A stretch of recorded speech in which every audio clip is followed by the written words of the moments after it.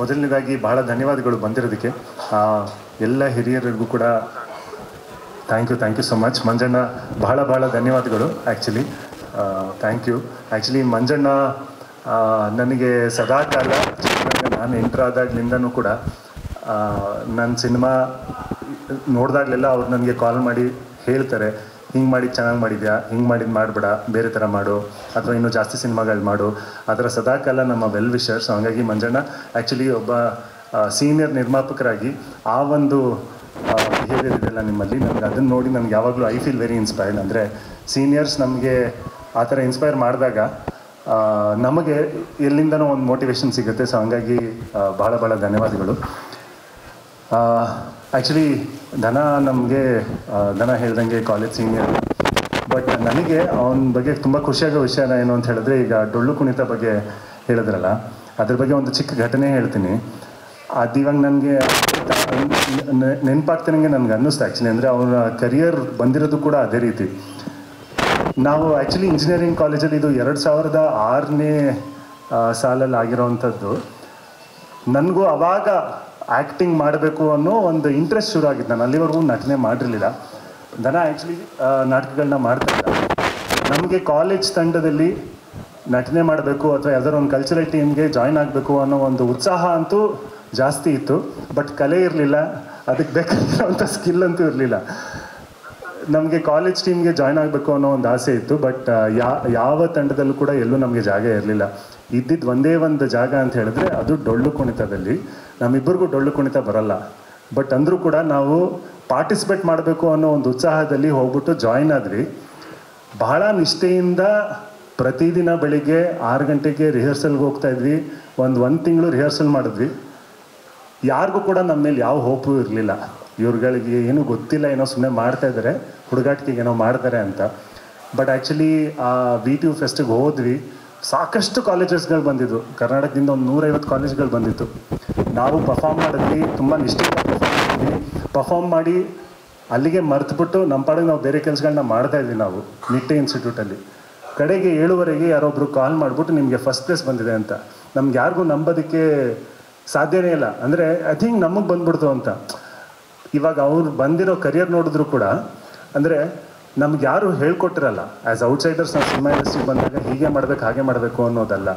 ಎಲ್ಲೆಲ್ಲಿ ನಮ್ಗೆ ಅವಕಾಶ ಸಿಗುತ್ತೆ, ಸಿಕ್ಕಿರೋ ಅವಕಾಶಗಳನ್ನ ಬಹಳ ನಿಷ್ಠೆಯಿಂದ ಬಹಳ ಶ್ರಮ ಹಾಕಿ ನಾವು ಕೆಲಸ ಮಾಡ್ಕೊಂಡು ಹೋದರೆ ಯಾವತ್ತೂ ಕೂಡ ಏಳಿಗೆ ಇದೆ ಅನ್ನೋದಕ್ಕೆ ಖಂಡಿತವಾಗ್ಲೂ ಧನಂಜಯ್ ಸಾಕ್ಷಿ ಅನ್ನೋದಕ್ಕೆ ನಾನು ಹೇಳೋದಕ್ಕೆ ಇಷ್ಟಪಡ್ತೀನಿ. ಆ್ಯಂಡ್ ಬಹಳ ಧನ್ಯವಾದಗಳು. ಈ ಫಾರ್ಮಾಲಿಟಿ ಅವಶ್ಯಕತೆ ಇಲ್ಲ. But I am very happy to see his growth. And ಆ ಒಂದು ಕರಿಯೋಗ್ರಾಫ್ನ ನೋಡಿದಾಗ ಇಂಡಸ್ಟ್ರಿಗೆ ಹೇಗೆ ಬರಬೇಕು ಅನ್ನೋ ಪ್ರಶ್ನೆಗಳಿಗೆ ಸಾಕಷ್ಟು ಜನರಿಗೆ ಇರುತ್ತೆ. ಎಲ್ಲ ಅವಕಾಶ ಸಿಕ್ಕಿದ್ರೂ ಕೂಡ ತುಂಬ ಶ್ರದ್ಧೆಯಿಂದ ಕೆಲಸ ಮಾಡಿದ್ರೆ ಒಂದಲ್ಲ ಒಂದು ಹಾದಿ ಹುಡ್ಕೊಳುತ್ತೆ ಅನ್ನೋದು ನನ್ನ ಒಂದು ಭಾವನೆ. ಸೊ ಹಾಗಾಗಿ ಭಾಳ ಧನ್ಯವಾದಗಳು. ಯೂಶಲಿ ಇವತ್ತು ಐ ಥಿಂಕ್ ಮಂಜಣ್ಣ, ನಮ್ಮ ವೀರೇಶ್ ಚಿತ್ರಮಂದಿರದ ಮಾಲೀಕರು ಕೂಡ ಇದ್ದಾರೆ. Hi sir, thank you so much. Actually ನನಗೆ ಸಿಕ್ಕಿದಾಗಲೆಲ್ಲ ಜನ ಕೇಳ್ತಾ ಇರ್ತಾರೆ ಒಂದು ಪ್ರಶ್ನೆ, ವರ್ಷಕ್ಕೆ ಜಾಸ್ತಿ ಸಿನಿಮಾಗಳು ಮಾಡಿ ನೀವು ಕಾಣಿಸ್ಕೊಳ್ಳಲ್ಲ ಹಾಗೆ ಹೀಗೆ ಅಂತ. ನನಗೆ ಸಿನಿಮಾಗಳು ಜಾಸ್ತಿ ಮಾಡಲಿಲ್ಲ ಅಂದರೂ ಪರವಾಗಿಲ್ಲ, ಬಟ್ ಮಾಡೋ ಸಿನಿಮಾಗಳನ್ನ ಚೆನ್ನಾಗಿರೋ ಥರ ಸಿನಿಮಾ ಮಾಡಬೇಕು. ಜನ ನೋಡಿದಾಗ ಓಕೆ ಒಳ್ಳೆ ಸಿನಿಮಾ ಮಾಡಿದ್ರಿ ಅನ್ನೋ ಒಂದು ಫೀಡ್ಬ್ಯಾಕ್ ಇರಬೇಕು ಅನ್ನೋದೊಂದೇ ನನಗೆ ಬಹಳ ಮುಖ್ಯ. ಸೊ ಹಾಗಾಗಿ ನನಗೆ ರುದ್ರಕರ್ಣ ಪುರಾಣದಲ್ಲಿ ಒಂದು ಅದ್ಭುತವಾದಂಥ ತಂಡ ಸಿಕ್ಕಿದೆ ಅನ್ನೋ ಒಂದು ನೆಮ್ಮದಿ ಇದೆ. ಆ್ಯಂಡ್ ಆ ಒಂದು ಸಂತೋಷ ಇದೆ. ಯಾಕೆಂತ ಹೇಳಿದ್ರೆ ಈ ಥರ ತಂಡ ಸಿಗೋದು ಬಹಳ ಕಡಿಮೆ. ಎಸ್ಪೆಷಲಿ ನಿರ್ದೇಶಕರವರು ಹೇಳಬೇಕಂತ ಹೇಳಿದ್ರೆ ಪ್ರತಿಯೊಬ್ಬ ನಿರ್ದೇಶಕನಿಗೂ ಕೂಡ ಒಂದು ಕ್ಲಾರಿಟಿ ಇರಬೇಕು, ಒಂದು ವಿಷನ್ ಅಂತ ಇರಬೇಕು. ಯೂಶಲಿ ಸ್ಕಿಲ್ಸ್ ಕಾಣುತ್ತೆ ಬಟ್ ವಿಷನ್ ಇರೋದಿಲ್ಲ. ಬಟ್ ನಂದೀಶ್ ಸರಲ್ಲಿ ಸಾಕಷ್ಟು ವರ್ಷಗಳಿಂದ ಅವರು ಕೆಲಸ ಮಾಡ್ಕೊಂಡು ಬಂದಿರೋದ್ರಿಂದಾಗಿ ಅದ್ಭುತವಾದಂಥ ಸ್ಕಿಲ್ ಸೆಟ್ ಇದೆ. ಆಮೇಲೆ ತುಂಬ ಒಂದು ಸ್ಟ್ರಾಂಗ್ ವಿಷನ್ ಇದೆ. ಅವರೊಂದು ಸಿನಿಮಾ ಮಾಡಿದಾಗ ಯಾಕೆ ನಾನು ಈ ಸಿನಿಮಾ ಮಾಡ್ತಾಯಿದ್ದೀನಿ ಅನ್ನೋ ಒಂದು ಕ್ಲಾರಿಟಿ ಇರುತ್ತೆ ಅವರಲ್ಲಿ ಮುಂಚೆಯಿಂದನೂ. ಅದು ನನಗೆ ಯಾವಾಗಲೂ ತುಂಬ ಖುಷಿ ಕೊಡುವಂಥ ಒಂದು ವಿಚಾರ. ಸೊ ಈ ಸಿನಿಮಾ ನೋಡಿದಾಗಲೂ ಕೂಡ ಪ್ರತಿಯೊಂದು ಸೀನ್ ಇಟ್ಟಿರೋದ್ರಲ್ಲೂ ಕೂಡ ಈ ಸೀನಲ್ಲಿ ಯಾಕೆ ಇಟ್ಟಿದ್ದೀನಿ ನಾನು, ಇದರಲ್ಲಿ ಯಾವ ವಿಷಯ ಹೇಳ್ತಾ ಇದ್ದೀನಿ ಅನ್ನೋ ಒಂದು ಪಕ್ಕ ಕ್ಲಾರಿಟಿ ಇರುತ್ತೆ.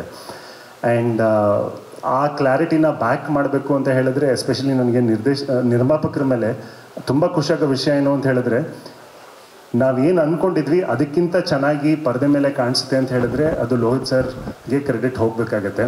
ಪ್ರತಿಯೊಂದು ಹಂತದಲ್ಲೂ ಕೂಡ ಹೌದಾ ಇಷ್ಟು ಖರ್ಚಾಗುತ್ತಾ, ಪರವಾಗಿಲ್ಲ ಮಾಡಿ, ಇನ್ನೂ ದೊಡ್ಡದಾಗೆ ಮಾಡೋಣ ಸರ್, ಏನು ವರಿ ಮಾಡಬೇಡಿ, ಇನ್ನೂ ದೊಡ್ಡದಾಗೆ ಮಾಡೋಣ ಅನ್ನೋದಷ್ಟೇ ಅವ್ರ ಮಾತು. ಏನೇ ಕೇಳಿದ್ರು ಇನ್ನೂ ದೊಡ್ಡದಾಗಿ ಮಾಡೋಣ ಸರ್ ಅಂತ ಹೇಳ್ತಾರೆ. ಐ ಥಿಂಕ್ ಆ ಒಂದು ಧೈರ್ಯ, ಆ ಒಂದು ಛಲ ನಿರ್ಮಾಪಕರಲ್ಲಿದ್ದಾಗ ನಮಗೆ ಕೆಲಸ ಮಾಡ್ತಾ ಇರ್ಬೇಕಾದ್ರೆ ನಮಗೊಂದು ನೆಮ್ಮದಿ ಇರುತ್ತೆ. ಓಕೆ ಪರವಾಗಿಲ್ಲ, ಈಗ ನಾನು ನನ್ನ ಕೆಲಸದ ಮೇಲೆ ಮಾತ್ರ ನಾನು ಫೋಕಸ್ ಮಾಡ್ಕೋಬೋದು, rest everything will be taken care ಅಂತ. ಅದು ನನ್ನ ಪ್ರಕಾರ ಎಂಥ ಕಲಾವಿದನಿಗೂ ಕೂಡ ಒಂದು ಲಕ್ಸುರಿ. ಆ ಒಂದು ಲಕ್ಸುರಿ ನನಗೆ ಈ ಒಂದು ಪ್ರಾಜೆಕ್ಟಲ್ಲಿತ್ತು. ಆ್ಯಂಡ್ ಪ್ರತಿಯೊಬ್ಬರು ಕೂಡ ತಮ್ಮ ತಮ್ಮ ಕೆಲಸಗಳನ್ನು ಅದ್ಭುತವಾಗಿ ಮಾಡಬೇಕು ಅನ್ನೋ ಒಂದು ಹುಮ್ಮಸ್ನಿಂದನೇ ಮಾಡಿದ್ದೀವಿ. ಸೊ ಪ್ರತಿಯೊಬ್ಬರು ಕೂಡ ನಮ್ಮ ಕೆಲಸ ಚೆನ್ನಾಗಿ ಮಾಡಬೇಕು ಅಂತ ಹೇಳಿದಾಗ ಯಾವಾಗಲೂ ನಾವು ಪರಸ್ಪರ ಒಂದು ಹೆಲ್ದಿ ಕಾನ್ಫ್ಲಿಕ್ಟಲ್ಲೇ ಬೆಳೀತಾ ಇರ್ತೀವಿ. ಇಲ್ಲ ಸರ್ ಹಿಂಗೆ ಮಾಡೋಣ, ಇಲ್ಲ ಸರ್ ಹಂಗೆ ಮಾಡೋಣ, ಇಲ್ಲ ಸರ್ ಹಿಂಗೆ ಮಾಡೋಣ ಅನ್ನೋದಿರುತ್ತಲ್ಲ. ಹಾಗಾದಾಗಲೆಲ್ಲ ನನಗೆ ಒಂದು ಖುಷಿಯಾಗೋ ವಿಷಯ ಏನು ಅಂತ ಹೇಳಿದ್ರೆ ಸಿನಿಮಾಗೆ ಒಳ್ಳೇದಾಗುತ್ತೆ, ಸಿನಿಮಾ ಚೆನ್ನಾಗಿ ಮೂಡಿಬರುತ್ತೆ ಅನ್ನೋ ಒಂದು ಖುಷಿನಲ್ಲೇ ನನಗೆ ಮಾಡಿರೋದು. ಸೊ ಹಾಗಾಗಿ ನನಗೆ I feel very lucky and very blessed ಈ ಒಂದು ಸಿನಿಮಾದಲ್ಲಿ ನನಗೆ ಅವಕಾಶ ಸಿಕ್ಕಿರೋದಕ್ಕೆ. ಸೊ ಭಾಳ ಧನ್ಯವಾದಗಳು ಸರ್, ನಿಮಗೆ ಆ್ಯಂಡ್ ಲೋಹಿತ್ ಸರ್ ಇಬ್ಬರಿಗೂ ಕೂಡ. ಆ್ಯಂಡ್ ಆ್ಯಕ್ಚುಲಿ ಒಂದಂತೂ ಹೇಳಬೇಕು, ಅಫ್ಕೋರ್ಸ್ ಸಿನಿಮಾದಲ್ಲಿ ನಾವೆಲ್ಲರೂ ಕೆಲಸ ಮಾಡಿದ್ವಿ, ಬಟ್ ಮುಖ್ಯವಾಗಿ ನಾವು ಪೂಜಾ ನಂದೀಶ್ ಮೇಡಮ್ ಅವ್ರಿಗೆ ಮತ್ತು ಅಶ್ವಿನಿ ವಿಜಯ್ ಲೋಹಿತ್ ಮೇಡಮ್ ಅವ್ರಿಗೆ ಇಬ್ಬರಿಗೂ ಧನ್ಯವಾದಗಳು ಹೇಳಬೇಕು. ಯಾಕೆಂತ ಹೇಳಿದ್ರೆ ಲೋಹಿತ್ ಸರ್ ಅದೆಷ್ಟು ದಿನ ಮನೆಗೆ ಹೋಗಿಲ್ವೋ ಗೊತ್ತಿಲ್ಲ, ಇವ್ರು ಅದೆಷ್ಟು ದಿನ ಮನೆಗೆ ಹೋಗಿಲ್ವೋ ಗೊತ್ತಿಲ್ಲ. ಸಿನಿಮಾ ಮಾಡಬೇಕು ಅಂತ ಹೇಳಿ ಯಾವಾಗಲೂ ಐ ಥಿಂಕ್ ಸಿನಿಮಾ ಮೇಲೇ ಅಷ್ಟು ಫೋಕಸ್ ಹಾಕಿದಾಗ ಅದನ್ನು ಟಾಲ್ರೇಟ್ ಮಾಡೋದು ಮನೆಯವರೇ, ಅವ್ರ ಸಪೋರ್ಟ್ ಇಲ್ಲದೆ ಆಗಲ್ಲ. ಸೊ ಹಂಗಾಗಿ ಅವ್ರನ್ನ ಬಿಟ್ಕೊಟ್ಟಿದ್ದಕ್ಕೆ ಬಹಳ ಧನ್ಯವಾದಗಳು. ನನಗೆ ಗೊತ್ತು ಎಷ್ಟು ದಿನ ರಾತ್ರಿಗಳು ಅವರು ಮನೆಗೆ ಹೋಗದೆ ಸಿನಿಮಾಗೋಸ್ಕರನೇ ದುಡ್ದಿದ್ದಾರೆ ಅಂತ. ಸೊ ಹಂಗಾಗಿ ಥ್ಯಾಂಕ್ ಯು. ಈ ಎಲ್ಲ ಶ್ರಮಗಳಿಗೆ 24ನೇ ತಾರೀಕು ಒಂದು ಒಳ್ಳೆ ಉತ್ತರ ಸಿಗುತ್ತೆ ಅನ್ನೋ ಒಂದು ಭರವಸೆ ನನಗಿದೆ. ನಾವು ಸಿನಿಮಾನ ಯಾವ ರೀತಿ ಅಂದ್ಕೊಂಡಿದ್ವಿ ಅದಕ್ಕಿಂತ ಚೆನ್ನಾಗಿ ಬಂದಿದೆ ಅನ್ನೋದಂತೂ ಮಾತ್ರ ನಾನು ಖಂಡಿತ ಹೇಳಬಲ್ಲೆ. ಸಿನಿಮಾ ಆಗಿದೆ ಹೀಗಿದೆ ಅಂತೆಲ್ಲ ನಾನು ಹೇಳೋಕ್ಕೆ ಹೋಗಲ್ಲ, ಯಾಕಂದರೆ ಇವಾಗ ಫಸ್ಟ್ ಶೋ ಹಾಕಿದಾಗ ಏನು ಫೀಡ್ಬ್ಯಾಕ್ ಬರುತ್ತೆ ಅಲ್ಲೇ ಎಲ್ಲ ಬಂಡವಾಳ ಗೊತ್ತಾಗುತ್ತೆ. ನಾವೇನು ಅಂದ್ಕೊಂಡಿದ್ವಿ ಅದನ್ನು ಮಾಡಿದ್ದೀವಿ ಅನ್ನೋ ಒಂದು ನೆಮ್ಮದಿ ನನಗಿದೆ. ಟ್ರೇಲರಲ್ಲಿ ಇವಾಗ ನೋಡಿದ್ದೀವಿ, ಬಟ್ ಟ್ರೇಲರಲ್ಲಿ ಕಾಣಿಸ್ದೇ ಇರುವಂಥ ಬಹಳಷ್ಟು ನಟರಿದ್ದಾರೆ, ಬಹಳಷ್ಟು ವಿಷಯಗಳಿದ್ದಾವೆ. ಎಲ್ಲ ನಟರಿಗೂ ಕೂಡ ನಾನು ಕಳೆದ ವೇದಿಕೆಯಲ್ಲೂ ಕೂಡ ನಾನು ಎಲ್ಲರ ಬಗ್ಗೆ ಮಾತಾಡಿದ್ದೆ. ಅದ್ಭುತವಾದಂಥ ಕಾಸ್ಟಿಂಗ್, ಅದ್ಭುತವಾದಂಥ ಟೆಕ್ನಿಕಲ್ ಟೀಮ್, ಎಲ್ರಿಗೂ ಕೂಡ ಧನ್ಯವಾದಗಳು. ನನಗೆ I felt very happy working with each one of you. ಭಾಳ ಧನ್ಯವಾದಗಳು. ಆ್ಯಂಡ್ 24ನೇ ತಾರೀಕು ಸಿನಿಮಾ ಚಿತ್ರಮಂದಿರಗಳಲ್ಲಿ ಬಿಡುಗಡೆ ಆಗ್ತಾಯಿದೆ. ದಯವಿಟ್ಟು ಸಿನಿಮಾನ ನೋಡ್ತೀರಾ ಅನ್ನೋ ಕಾನ್ಫಿಡೆನ್ಸ್ ಇದ್ದರೆ ಥಿಯೇಟ್ರಲ್ಲೇ ನೋಡಿ, ಬೇರೆ ಎಲ್ಲೂ ವೆಯ್ಟ್ ಮಾಡೋಕ್ಕೆ ಹೋಗಬೇಡಿ. ಆ್ಯಂಡ್ 24ನೇ ತಾರೀಕು ಇನ್ನೂ ರಾಯಲ್ ರಿಲೀಸ್ ಆಗ್ತಾಯಿದೆ, ಫಾರೆಸ್ಟ್ ರಿಲೀಸ್ ಆಗ್ತಾಯಿದೆ, ಸಾಕಷ್ಟು ಕನ್ನಡ ಸಿನಿಮಾಗಳು ರಿಲೀಸ್ ಆಗ್ತಾಯಿದೆ. ಎಲ್ಲ ಸಿನಿಮಾಗಳು ಕೂಡ ಚೆನ್ನಾಗಿ ಓಡಲಿ. ಯಾಕಂದರೆ ನಾವು ಬೇರೆ ಭಾಷೆಯಲ್ಲಿ ಯಾವ್ದಾದ್ರು ಫೆಸ್ಟಿವಲ್ ಡೇಟ್ ಬಂದಾಗ ಮಲ್ಟಿಪಲ್ ಫಿಲ್ಮ್ಸ್ ರಿಲೀಸ್ ಆಗೋದನ್ನು ನೋಡ್ತೀವಿ, ಎಲ್ಲ ಸಿನಿಮಾಗಳು ಚೆನ್ನಾಗಿ ಹೋಗ್ತವೆ. ಬಟ್ ನಮ್ಮ ಕನ್ನಡದಲ್ಲಿ 2-3 ಸಿನಿಮಾಗಳು ಒಟ್ಟಿಗೆ ಬಂದಾಗ ಇದು ಕ್ಲಾಶ್ ಅಂತ ಮಾತು ಬರ್ತದೆ. ಕ್ಲಾಶ್ ಅಲ್ಲ, ಎಲ್ಲ ಸಿನಿಮಾಗಳು ಚೆನ್ನಾಗಾಗಲಿ, ಎಲ್ಲ ಸಿನಿಮಾಗಳು ಬರ್ತಾಯಿದೆ ಒಟ್ಟಿಗೆ ಅಂತ ನಾವು ಸಂತೋಷ ಪಡೋಣ. ಜನರಿಗೆ ಇನ್ನೂ ಜಾಸ್ತಿ ಆಪ್ಷನ್ಸ್ ಇದ್ದಂಗೆ ಇರುತ್ತೆ. ಆ್ಯಂಡ್ ಎಲ್ಲ ಸಿನಿಮಾಗಳನ್ನು ನೋಡಿ, ಎಲ್ಲ ಸಿನಿಮಾಗಳಿಗೂ ಒಳ್ಳೆಯದಾಗಲಿ. ಮತ್ತೊಮ್ಮೆ ಐ ಥಿಂಕ್ ಯಾರ್ದಾರು ಹೆಸರು ಬಿಟ್ಟಿದ್ರು ದಯವಿಟ್ಟು ಏನು ಅನ್ಕೋಬೇಡಿ. ಅದು ಹಾಗಾಗಿ ಎಂಟೈರ್ ಟೀಮ್ ಬಹಳ ಧನ್ಯವಾದಗಳು. And thank you.